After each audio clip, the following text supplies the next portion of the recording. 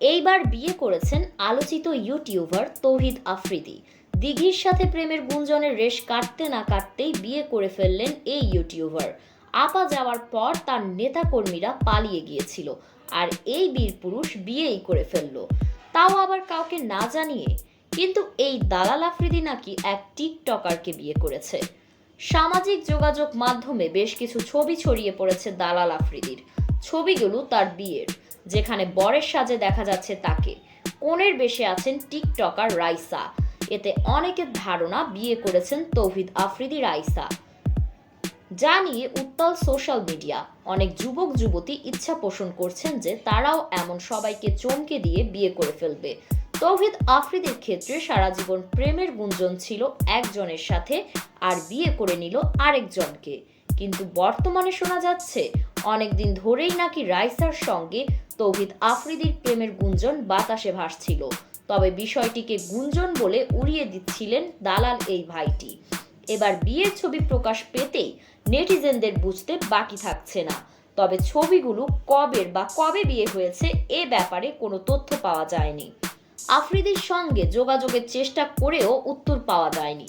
জানা গেছে রাইসা দেশের একটি বেসরকারি বিশ্ববিদ্যালয় থেকে স্নাতক শেষ করেছে। শোনা যাচ্ছে দুই পরিবারের সম্মতিতে বিয়ে হয়েছে এবং রাইসার সঙ্গেই আত্মগোপনে আছেন আফ্রিদি। অবশ্য দেশের আলোচিত কন্টেন্ট ক্রিয়েটর তৌহিদ আফ্রিদি গত 5 আগস্টে হাসিনা সরকারের পতনের পর থেকে এক অর্থে লোকচক্ষুর বাইরেই রয়েছেন। প্রসঙ্গত, তৌহিদ আফ্রিদি তার ইউটিউব চ্যানেলটি চালু করেন 2015 সালের 3 ফেব্রুয়ারি। চ্যানেলটির সাবস্ক্রাইবারের সংখ্যা প্রায় 63 লাখ। এখন পর্যন্ত তৌহিদ আফ্রিদির ইউটিউব চ্যানেলে 208টি ভিডিও পোস্ট করা হয়েছে।